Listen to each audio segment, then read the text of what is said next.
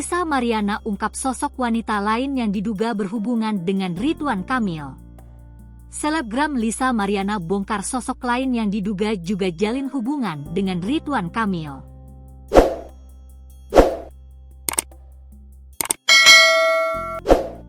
Lisa Mariana kini membongkar dugaan Ayu Aulia juga memiliki hubungan spesial dengan Ridwan Kamil. Hal ini menyusul kemunculan Ayu Aulia di tengah kabar perselingkuhan Ridwan Kamil. Ayu Aulia gencar membela istri Ridwan Kamil, Atalia Praratia dalam riuh isu perselingkuhan mantan gubernur Jawa Barat itu. Padahal dikatakan Lisa, Ayu pun pernah punya hubungan dengan Ridwan Kamil. Hal ini diungkapkan Lisa Mariana melalui unggahan di Instagram story pribadinya Lisa Mariana A, Selasa, 1 April 2025. Lisa pun meminta Ayu Aulia tidak banyak bicara terkait permasalahannya dengan Ridwan Kamil. Ayu bisa jangan vokal, ucap Lisa Mariana. Kamu lo yang duluan ada hubungan sama bapak. Dan kamu seolah-olah pro ke ibu, lanjutnya. Lanjut Lisa Mariana menyenggol nama Tengku Zanzabella. Kakak gimana nih Kak Zanzabella A? Ujarnya. Sejak Lisa menyatakan bila dirinya memiliki anak dengan Ridwan Kamil, Ayu Aulia diketahui muncul dan memberikan bantahan.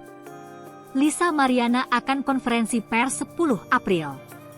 Lisa Mariana akan melakukan konferensi pers pada 10 April 2025 terkait dugaan perselingkuhan dengan Ridwan Kamil hingga memiliki seorang anak.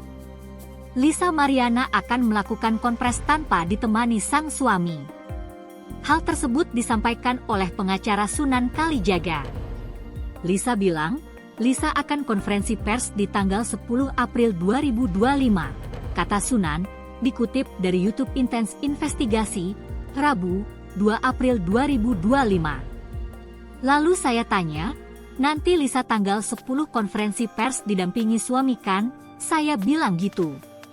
Tidak bang, saya sendiri, lanjutnya. Sunan Kalijaga pun mengungkap kondisi Lisa Mariana saat ini.